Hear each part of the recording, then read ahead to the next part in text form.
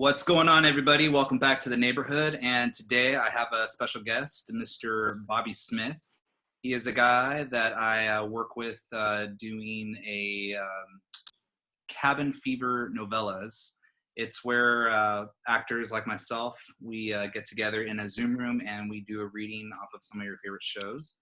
So the last time I spoke with David Ruano, and today we have Bobby Smith. How are you? How's your day going so far? Doing great, man. It's after months of this, I'm finally starting to kind of settle into a groove. It's as strange as that sounds, and what I'm really hoping, and I know that you have got some similar feelings, is that once all this ends, while I will enjoy the freedom, I'm also hoping to carry some new, better habits out of this room with me when I'm finally able to leave. Oh, yeah. Oh, I totally can relate to you on that. And I know exactly what you mean about getting into the groove, because I think that first 2 weeks of a month was just brutal in terms of, you're so used to normal where everything's moving and moving and moving to where everything's just completely at zero speed. Right. And yeah, just adjusting to that. But yeah, what are some habits that you would like to carry over as we transition out of this? I'm 51, and my whole life I've kind of gone through the process of constantly kind of reassessing and kind of trying to shed.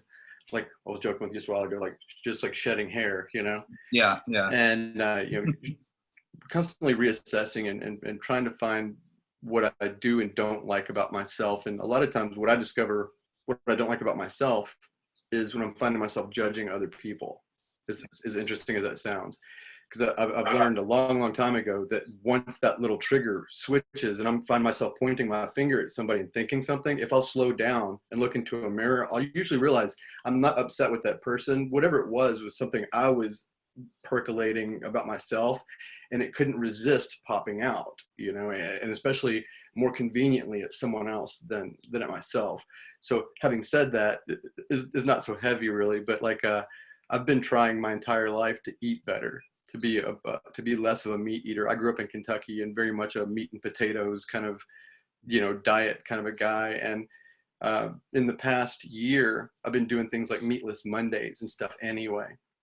And so once the quarantine started, I've been doing a fast on Mondays, and still doing less meat overall, but then like on Mondays completely doing a fast. And I actually want to carry that kind of regular intermittent fasting out of the quarantine. I've dropped a couple of pounds. I feel healthier. I feel better when I go out. And every day, another change is I've always tried to exercise regularly, but again, I'm aware of my age and I'm aware of wanting to be an actor.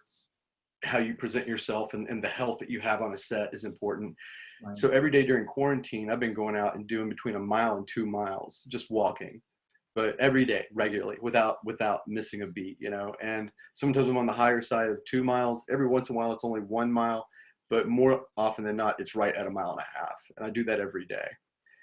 And since I've been also doing the fasting, when I go out and do the walk, especially some of these hotter days, I really feel like I'm shedding a lot of poison. I feel like I'm eliminating, a lot of that. And so I want to get rid of poison physically, mentally, spiritually. And, I was joking about shaving my head, is I shaved my head when the quarantine started, and I shaved my entire face. Nice. This is all grown back. But it was kind of symbolic, of kind of a fresh start, because realizing this is not going to be forever. Right. So let's draw a line in the sand from which we can look back in pictures and video and everything and be able to very vividly recall. Right. Long answer for a short question, dude. No, there's that was a good answer, and you touched upon a lot of insights that I think are very true for a lot of people when you talk about like looking at people and being critical. Mm-hmm. And being judgmental. And you know what, bro, I'll say that too. That's something that I have actually concluded in the last 1.5 years, but very more like the last 6 to 9 months. I've realized I'm a very, very judgmental person. And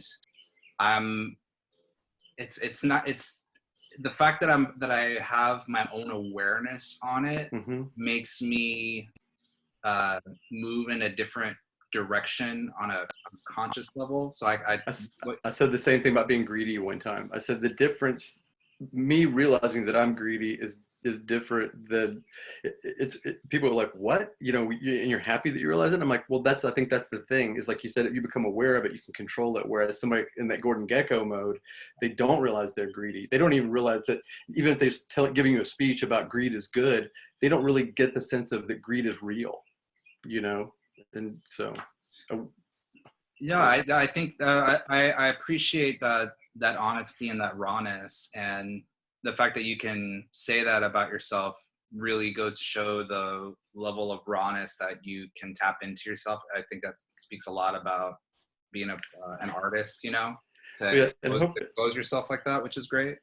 hopefully if anybody ever peeks through my window, they'll see where I live and they'll be like, that guy is saying that he's greedy, because I'm far from it. I drive a Right. Hyundai. I drive a 2016 Hyundai. I've got a small room, and most of my, most of my treats are things like that you would probably appreciate, like comic books, Yeah. cheap entertainment that I can use over and over, and stuff like that. So when I say that I'm greedy, I mean it in that purely most basic and instinctive levels of the word, and the fact that I mean it in a way that is not untrue for all of us. I just mean that I am aware of it, that we all have a tendency to try to hoard resources, that it's like we can't take care of our family unless we take care of ourselves. We can't take care of our community unless we take care of our family. It's kind of like some old Chinese philosophy involved in that.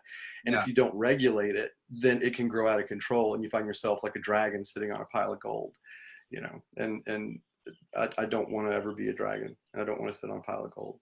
Yeah. Yeah. I know exactly what you mean about um, what you said in terms of having that awareness.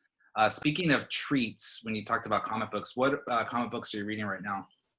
I'm glad that you asked because I actually had a couple of things prepared for you. I thought you'd get a kick out of. So, my 51st birthday was in January, and I got really sick. I may have actually had the coronavirus. I don't know. I really, literally, almost died. And so, for my 51st birthday, one of my friends sent me this Okay, it's the Sandman. Okay. omnibus. It's the first like 39 issues of the comic. Wow. Yeah, and it's absolutely just beautiful stuff, man. And if I know you've been talking about wanting something to read, that is highly recommended. And then hold on one second because I got a stack here, and unfortunately I put these on the bottom. Give me 1 minute. Oh, that's great, man. Yeah, the more the merrier, man. I love that stuff, man. If I could get to you right now, I would lend you these. So I just recently got well, first I got this back a couple months ago. This Nice. is the Batman Rebirth stuff. Okay. And again, this is an oversized edition. So if you look at like the size of a normal comic compared to it, Yeah, yeah, that's pretty big. Yeah. and then I got the second one recently. And so this is like altogether, this is about 32 issues, Yeah, that's 33. Tom King stuff, right? The Tom King Yeah, Man run. Yeah. yeah. It's really, really good too. It's really enjoyable. And you should, if you're looking for, because I know you've been right now on a DC kick. It seems like from what Oh I've yeah. seen. Oh yeah. And have you already read that stuff? I haven't, but it's on my radar. That's I have actually on my Amazon list. I have a separate list that's specifically for graphic novels, and I Me have too. so much. I recently bought. Well, I've already read Death of Superman and Return of Superman, but I Hmm. rebought it again because the issues that I bought they're literally from like 1993, and Right. I mean I was a kid growing up, and I remember when that happened. It was like such a big event. So for me, just to have that, even though I've read it, I probably will read it again. There's a sentimental meaning for me to have that, A hundred and percent. yeah, so there's that, but I recently ordered. That's I'm currently reading Crisis. Oh, what is that? This is the first of the Uncanny X-Men after when it started with the Giant Size X-Men #1, and then Uncanny X-Men '94, and then it became like the Byrne era. I got this when I graduated from my master's degree. So you're just talking stuff that's sentimental value. That's this for Yeah. me. Oh, okay, totally. Yeah, exactly. How? When did you get that one? 8 years ago, somebody bought it for me. I got my master's degree in education, and somebody bought it when I graduated. One of my friends bought it for me because, again, we were talking about comics that have emotional value for me, and I was talking about Yeah. Giant Size X-Men #1 is one of these books that is going to stay haunting me forever for not keeping it. Yeah. You know, I traded books all the time back then, and at some point it left my hands, and I never got it back.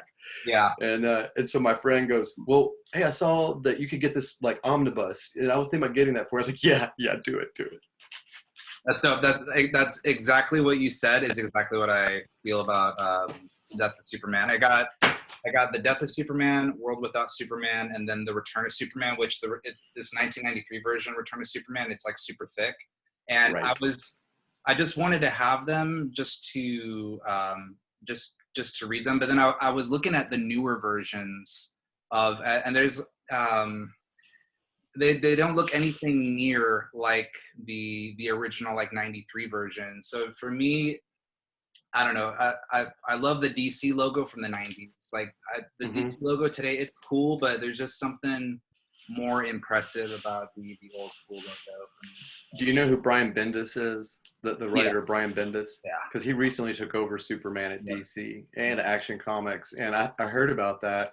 And so I went and bought a couple issues of Action Comics, right, when their big event started last year, Event Leviathan.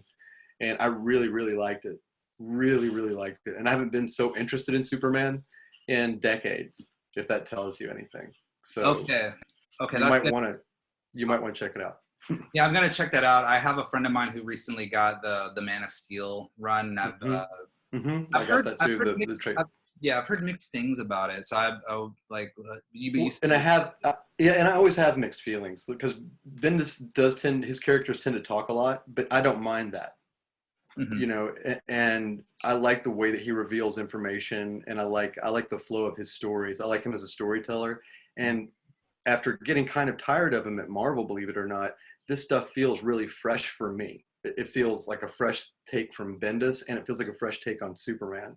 I've not cared about Superman in decades, and you know.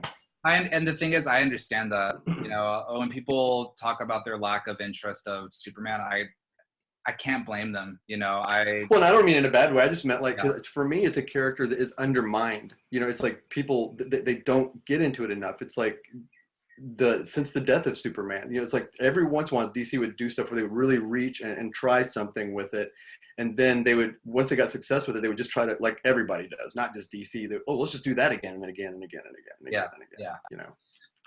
Yeah. It's just we're in a very interesting time with superheroes, and for sure, and their effect on the whole of media instead of just the comic books.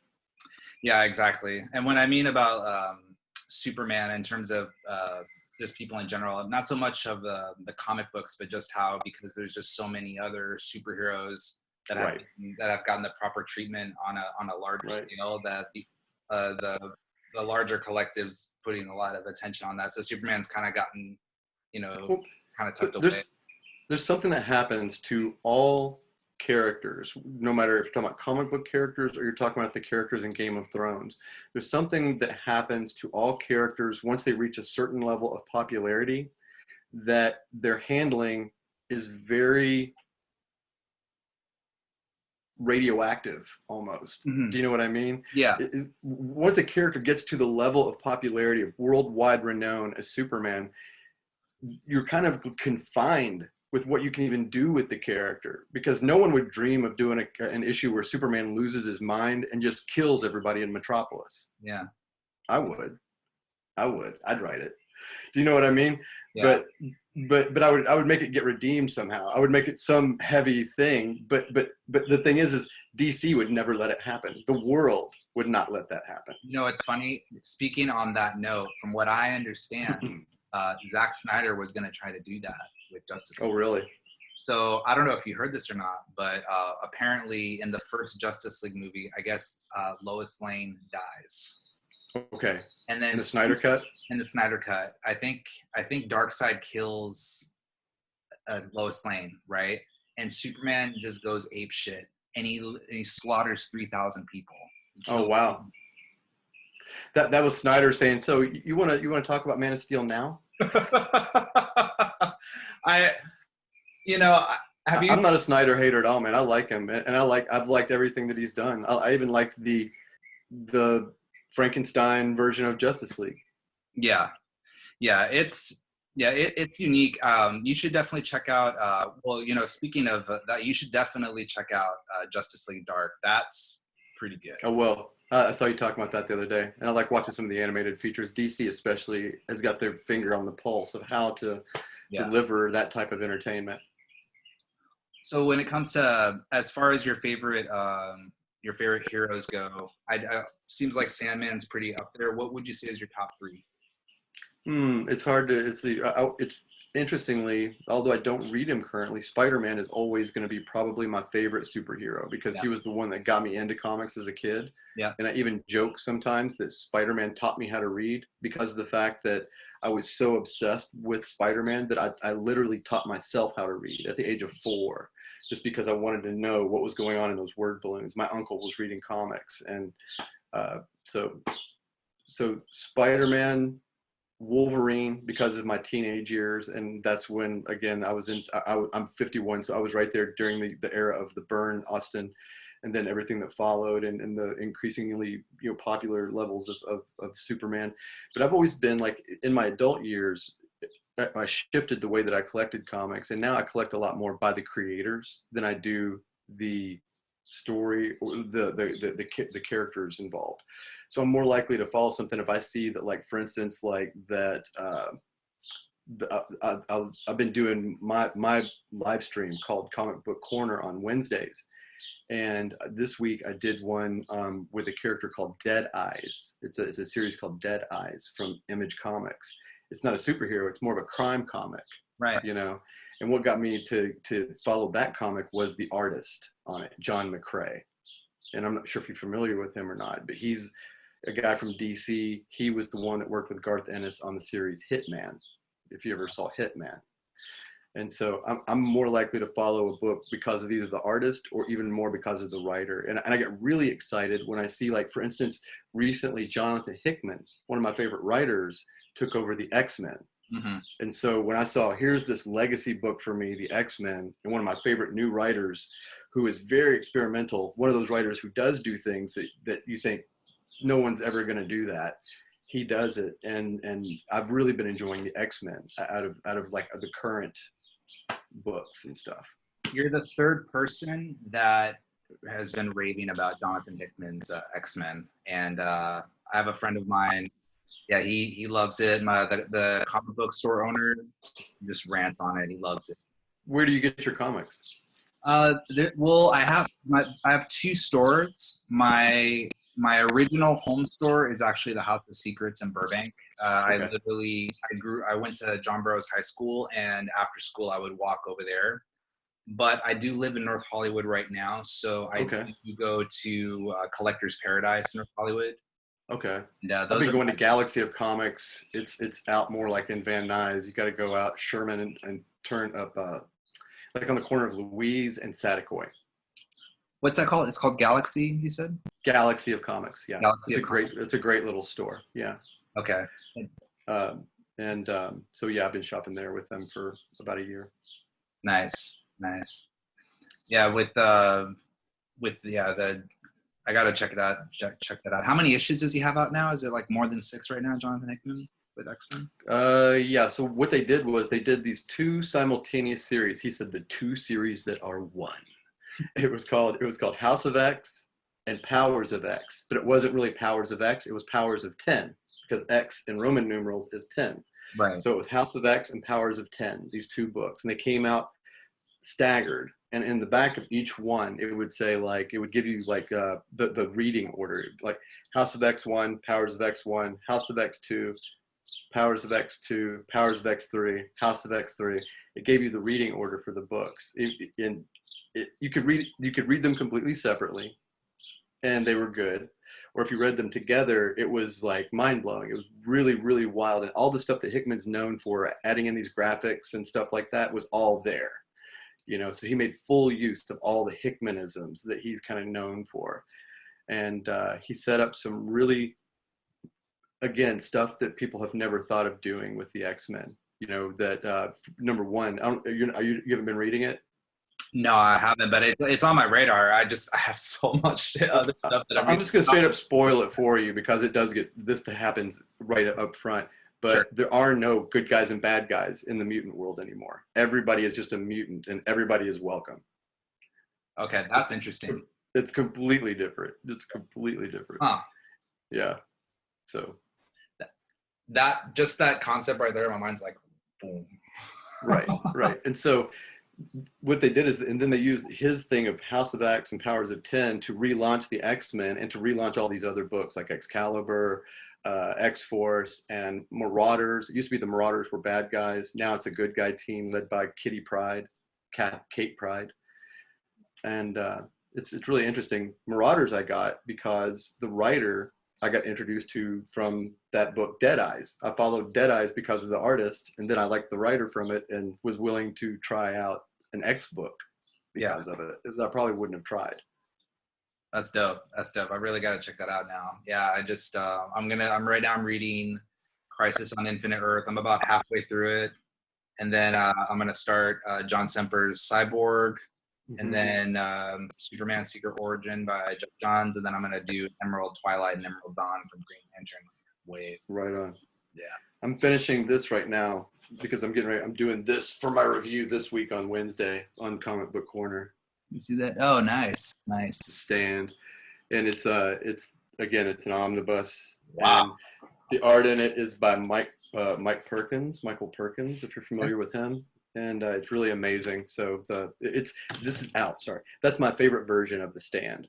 I've read the novel twice. I've seen the miniseries that they did. All this different stuff, and that version of it is the only. This will be the. I'm reading it right now, and this will be my third time of reading it all the way through. That's awesome, man. Yeah. Wow, that's great, man. How many? You're definitely a bigger collector than I am. How many graphic novels do you have in total? Just out of curiosity. Oh man, I wish I could get this camera turned around and show you. There's probably about 60 or 70 in this room. Okay. But I used to have, like I said, I grew up in Kentucky. I used to have a house in Kentucky with one room filled with long boxes. The entire room was stacked with long boxes. I had about 30,000 comic books at my peak. No way. Yeah. What happened to them? I sold a bunch of them. That's how I moved to California. I got raped, but it was, I stepped into it. Hey, that's awesome. I knew what I was doing. But yeah, I sold big stacks of valuable books, for pennies on the dollar to get the money I needed to move out here back 20 years ago. I respect that, man. Hey, whatever it takes, man. That's awesome. Yeah. Again, it's that whole thing about, how do you measure greed? It's like. So since you're 51 and you've been collecting for a very long time. Yeah. About 46 years. What would you say is the difference? What would you say was the difference between then and now? Like, are there things that you miss about collecting comics then versus now? Or the thing I miss the most, especially in regards to your standard superhero comics. Yeah. And this will sound backwards probably, but sure. I miss the lack of recognizing the arcs. It's like once in the 90s, it is late 80s, early 90s, they started writing to the trade and writing to the arc. And it was always part 1 of 4, part 1 of 5, part 1 of 6, and stuff like that happened, for instance, during the, let's go back to one of the most famous runs in Uncanny X-Men history is the Dark Phoenix saga. Yeah. Nowhere in any of the Dark Phoenix saga does it say Dark Phoenix saga. Nowhere in there does it say 1 of 6, 1 of 2 of whatever. Each issue stood on its own. Each issue, it was more like in the idea of I'm not belittling either medium, but it was more in the neighborhood of like soap operas at that point, where every day every episode you got a full story, and it would kind of leave you hanging off of a cliff for the next one. And they may have had an idea of what they were going to do across several issues, but it Right. wasn't so formalized. Do you know what I mean? I know exactly what you mean. So in other words, like there's more Spontaneity. yeah, there's more significance to a singular issue than a Absolutely. whole saga. I got you. Yeah. Yeah, absolutely right. Absolutely right. Because as much as I do like the idea that sometimes just one part of a bigger story, that especially the idea of cliffhangers kind of disappears. And I'm huge. Again, that's one part of my era. I think it's part of the thing that is generational with me. But you're talking again to David Ruano, and one of the things that he and I line up on a lot in our visions is the reason he and I align our visions so well. Right. One of the things that we both love is the idea of episodic or serialized entertainment and ending on cliffhangers. Right. That idea that you have your audience biting on their nails and right. unable to wait until that next episode. I think that's something we've lost right now with like some of the stuff. As much as I love things that are written for Netflix, we've lost a little bit of that. It's that same thing because it's written for a 12 episode blast into your face instead of written, Exactly. Yeah. You're speaking my language, man, because that's exactly what most TV writers are forced to make adjustments through the season as like a regular series goes on, like Lost, for instance. They would sit there and kind of realize, oh shit, people don't like us focusing on Hurley so much. We better focus on Kate more, and if you pre-write it all and just deliver it bingeable, you don't really have that ability to kind of bob and weave. To test, to gauge your audience. Mm-hmm. Oh, that's so true. That's a great point. Yeah, man. I get the binging, I get me too. I'm all about it. Yeah. But at the same time too, like what you're saying, that makes sense. I mean, it is what it is. But as far as what you're working on right now, so I know, obviously you're doing the Cabin Fever novellas with David. Mm-hmm. What are some projects that you have going on right now, or is there anything that you have that you've been working on during quarantine, or is there something that you plan to do after quarantine? Oh yeah, it's neat. There's a couple of things. I'm actually I'm finishing a script when I get off of here with you today. There's a story that Mariah from Cabin Fever Radio Novellas. Yeah. She and David and I, she's wanted to do something for a long time, like a horror movie where she gets to be in a horror movie. So we sat down and we said, let's just write it.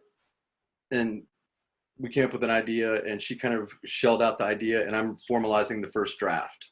And so there's it's kind of a twisted love story a little bit. It kind of goes back, for me, it reminds me a lot of stories like in the 90s, a lot of the stuff like in the vein of like Scream, in relationship kind of murder stories, Mm-hmm. But I'm really thankful for the Cabin Fever stuff right now that David and I got that off the ground because of the fact that we're doing something I'm really, really excited about, and that's Vengeance Turns. It's a Western.